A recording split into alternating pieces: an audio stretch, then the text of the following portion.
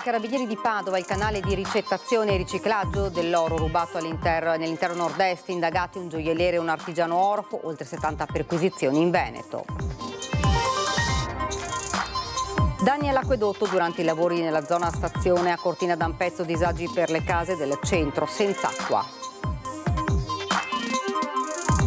Smottamento del terreno sotto al cortile di un'abitazione a Monteviale nel Vicentino, paura per i residenti allontanati momentaneamente dalle abitazioni.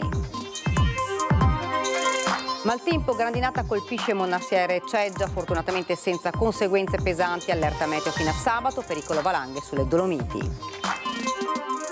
Varato il decreto elezioni il 25 e 26 maggio al voto, i comuni veneti commissariati 8 in tutto, i referendum previsti l'8 e il 9 giugno.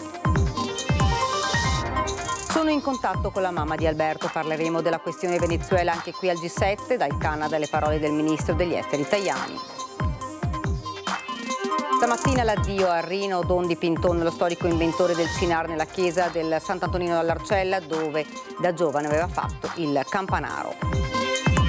Al Centro Congressi di Padova aperta la seconda edizione del World Health Forum Veneto dedicato alla salute e alla medicina di precisione.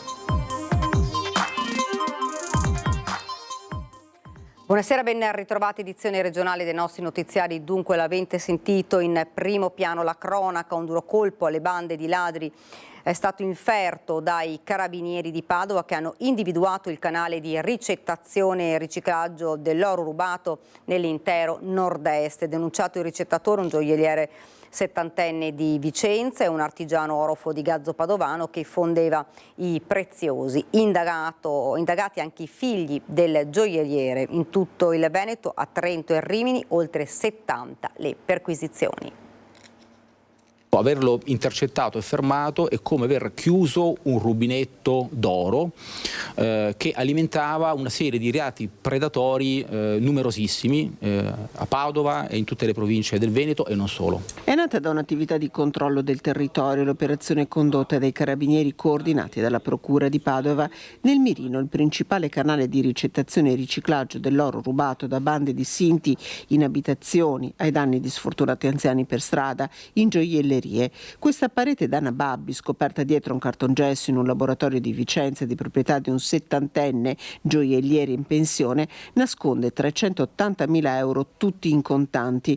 Era il gioielliere il punto di riferimento per le bande specializzate, scoperto durante un'attività nata dal controllo del territorio, dall'inseguimento dell'auto di una coppia su cui era stato posizionato dai militari un GPS dopo un furto a Legnaro 6 mesi fa. Una coppia che aveva appena commesso il furto è stata poi seguita e abbiamo notato che consegnava questo materiale a questo gioielliere di Vicenza. Questo refice di Vicenza si appoggiava ad un'altra persona che aveva un laboratorio di fusione nella provincia di Padova, a Gazzo Padovano, dove si realizzava la fusione di questo materiale prezioso, che poi quindi veniva trasformato in lingotti e in verghe d'oro.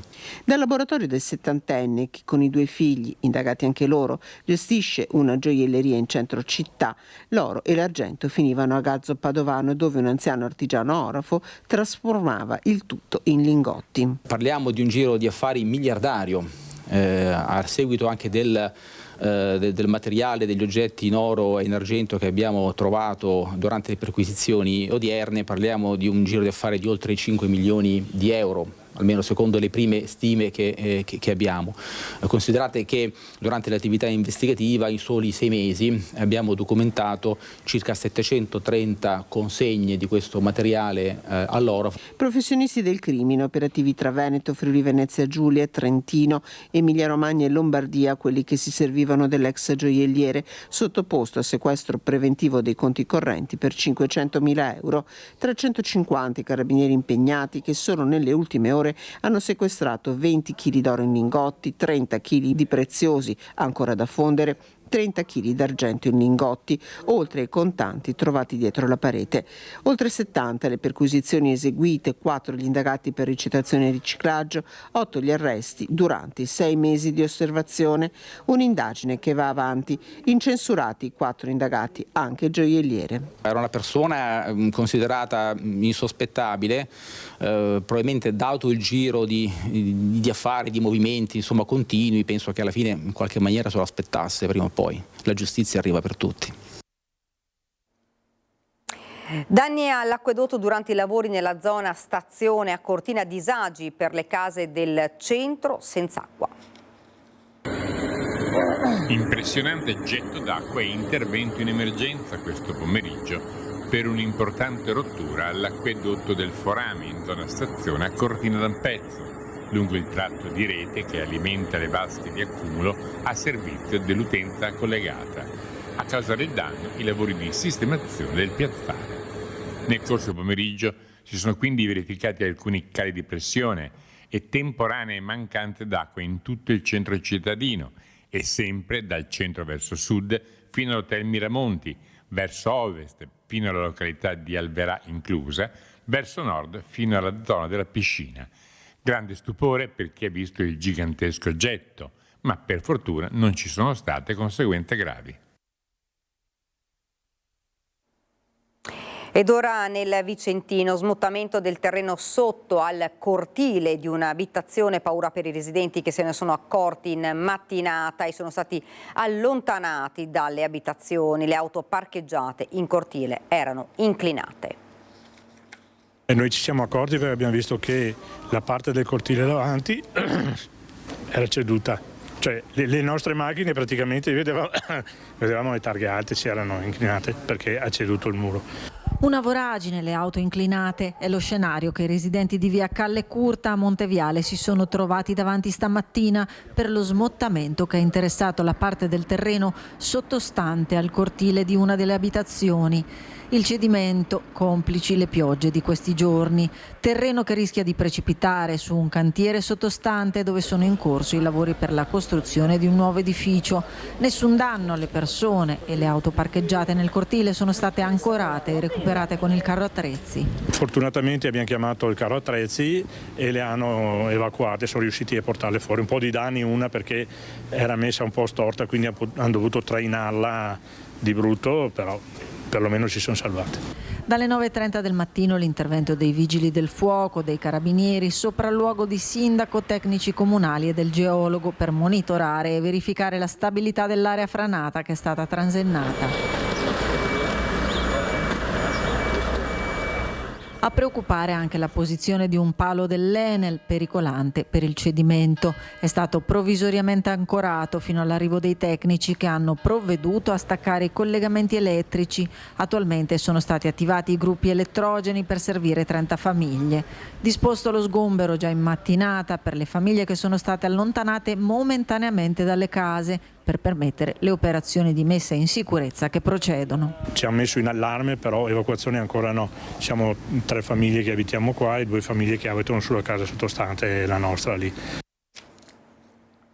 Ed ora parliamo del maltempo. Dichiarata l'allerta meteo in Veneto fino a sabato, possibili temporali e nevicate su Dolomiti e Prealpi, segnalato rischio valanghe. Intanto oggi da Nervesa a Susegana, da Monastera a Ceggia, improvvise grandinate nel pomeriggio.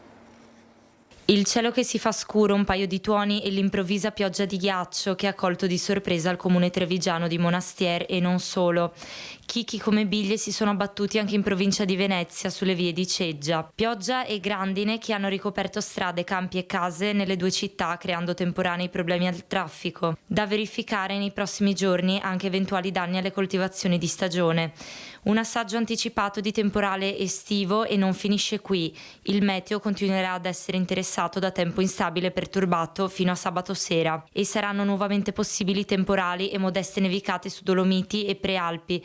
La Protezione Civile regionale ha dichiarato l'allerta gialla ed emesso un bollettino per rischio valanghe nell'alta via numero 1 delle Dolomiti. È di un ferito grave il bilancio dello scontro frontale accaduto ieri sera a Pederobba lungo la Feltrina. Il sindaco Turato: strada pericolosa, si corre troppo, chiedo vengano installati anche qui i tutor. Per ciò che ho visto, quello che è successo ieri sera, possiamo accendere un cero alla Madonna sicuramente. Per il sindaco Turato si può parlare di un miracolo di fronte a quanto accaduto nella galleria di via Calmunera lungo la Feltrina a Pederobba. Uno scontro violentissimo che poteva avere conseguenze drammatiche, quello successo intorno alle 21:30. In quel momento la zona è interessata da una forte pioggia e potrebbe essere stato proprio l'asfalto bagnato ad aver fatto perdere il controllo della sua appunto ad un 34enne del posto che, stando alla ricostruzione dei carabinieri, è andato a sbattere contro il muro della galleria, ancora evidenti i segni lasciati nell'urto, per poi rimbalzare sulla corsia opposta dove stava sopraggiungendo una 500 condotta da una 29enne di Trevignano. L'impatto è stato talmente violento da far sbalzare il motore dell'appunto sull'asfalto. Immediato l'arrivo dei vigili del fuoco che hanno liberato dalle lamiere della sua auto il 34enne, poi affidato ai sanitari del SUEM che lo hanno elitrasportato al Caffoncello, dove si trova ricoverato ma fortunatamente non in pericolo di vita. Illesa invece la donna alla guida della 500 che si è recata autonomamente all'ospedale di Montebelluna per accertamenti. La strada è rimasta chiusa per alcune ore per consentire i soccorsi e permettere ai carabinieri di eseguire i rilievi per ricostruire l'esatta dinamica del sinistro. 2 anni fa proprio questa galleria fu scenario di un tragico incidente. Nello stesso punto purtroppo ha perso la vita un nostro concittadino ed è l'ennesima vittima di questa strada che è diventata luogo di troppi fiori lungo la strada, e questo mi piange il cuore e spero che chi di dovere possa provvedere per quel che compete a loro. Si ripropone così la problematica della pericolosità della regionale 348. La gente corre perché vede rettilineo, però è ricco di insidie perché ci sono curve e semicurve che non danno la totale visibilità della carreggiata. Il sindaco Turato mette sul tavolo una proposta che è pronto a discutere con Veneto Strade. Ho visto l'altro giorno che è stato inaugurato sul tratto autostradale da Treviso a Venezia del sistema di tutor, perché non installare questi sistemi anche nelle strade di percorrenza come può essere la regionale Feltrina. Via libera del Consiglio dei Ministri al decreto elezioni che consentirà di votare in 2 giorni, domenica dalle 7 alle 23 e lunedì dalle 7 alle 15, già dalla prossima tornata di elezioni amministrative. La data che il primo turno delle comunali è stata individuata viene riferito nel 25 e 26 maggio, mentre l'Action Day con il referendum sarà nelle date dei ballottaggi 8 e 9 giugno. Dopo lo slittamento deciso al 2026 per tutti i comuni che andarono al voto nel 2021, in piena pandemia, le elezioni di maggio riguarderanno soltanto le amministrazioni commissariate. In Veneto si tratta di 8 comuni: Eraclea e Santa Maria di Sala nel Veneziano, Bevilacqua e Castagnaro nel Veronese, Borso del Grappa nel Trevigiano, Ospedaletto e Euganeo nel Padovano, Portoviro nel Rodigino e San Nicolò di Comelico nel Bellunese. E prosegue il digiuno a staffetta per chiedere la liberazione immediata di Alberto Trentini, il cooperante veneziano che si trova in carcere in Venezuela dal 15 novembre. L'Italia con il ministro Tajani porta la vicenda al tavolo del G7. Sono di nuovo in contatto con la mamma di Alberto, parleremo della questione Venezuela anche qui al G7 e chiediamo perciò l'immediata liberazione di tutti i prigionieri ingiustamente detenuti nelle carceri in Venezuela, come Alberto Trentini. Dal G7, in corso in Canada, è arrivata un'importante dichiarazione di intenti del ministro agli affari esteri italiano Antonio Tajani, nonché vice premier, affinché trovi al più presto una soluzione con il ritorno a casa la vicenda del cooperante italiano originario del Lido di Venezia detenuto in Venezuela dal 15 novembre. L'intervento di Tajani trova l'immediata condivisione dell'assessore comunale Michele Zuin, riferimento di Tajani in Laguna. Bene, perché è ingiusto che ci siano dei detenuti in altri paesi, in questo caso il Venezuela, di cui non si sa nulla, e che la decenza vorrebbe che quantomeno si avessero notizie su quello che è successo, su quello che non è successo, invece non sappiamo nulla. Quindi far diventare questa questione che è italiana portarla anche agli altri paesi del G7 per trovare una soluzione. Intanto il digiuno a staffetta, partito il 5 marzo, ha superato quota 1000 partecipanti, raccogliendo fino ad ora 1027 adesioni. Uno striscione per la liberazione di Erberto c'è anche a Firenze e Armanda Corusso, mamma di Erberto, chiede ancora di poter incontrare personalmente per qualche minuto la premier Giorgia Meloni. Confermata la manifestazione di Casa Pound sabato a Padova, in arrivo anche una contromanifestazione, giornata blindata per il centro storico. Si preannuncia un sabato blindato a Padova dove si verificherà un vero e proprio ingorgo di cortei e manifestazioni. Casa Pound ha infatti confermato che sabato andrà in scena nel Salotto Buono Cittadino la manifestazione di protesta dopo l'assalto subito a febbraio dai militanti del Pedro. Il corteo partirà da Corso Milano a metà pomeriggio e Casa Pound fa sapere che questa manifestazione nasce per ribadire, si legge in una nota, che la piazza non è a uso esclusivo dei centri sociali e della sinistra. Lo slogan dell'evento di piazza sarà "Basta con la mafia antifascista", frase che ha già suscitato proteste e polemiche in seno all'ANPI, ai sindacati e alla politica. La risposta non tarda ad arrivare e proprio l'Associazione dei Partigiani, insieme ai sindacati e a numerose altre associazioni, annuncia la volontà di dare vita a un presidio antifascista contro la manifestazione lungo il Liston e davanti a Palazzo Moroni. La richiesta è già stata formalizzata al prefetto Giuseppe Forlenza. Le forze dell'ordine stanno già lavorando per garantire la sicurezza del sabato pomeriggio cittadino, quando a Padova arriveranno migliaia di persone per una gita in centro, pellegrini diretti al Santo, visitatori e giovani per la movida del fine settimana. I sindacati hanno raccolto l'adesione di Verdi, Coalizione Civica, Movimento 5 Stelle, Partito Democratico, Rifondazione, Arci, Assopace, Beati Costruttori di Pace, Lega Ambiente, Libera, Rete Studenti Medi e UDU.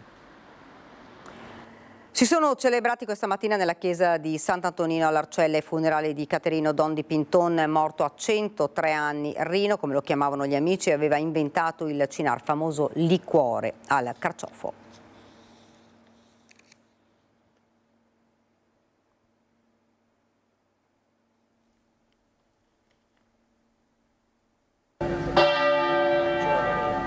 È stato il campanile della chiesa di Sant'Antonino all'Arcella a dare l'ultimo saluto a Caterino Don di Pinton, Rino per tutti, morto a 103 anni lo scorso 1 marzo.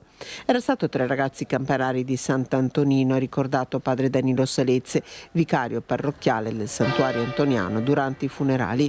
Un campanile tanto amato che alla sua stessa età.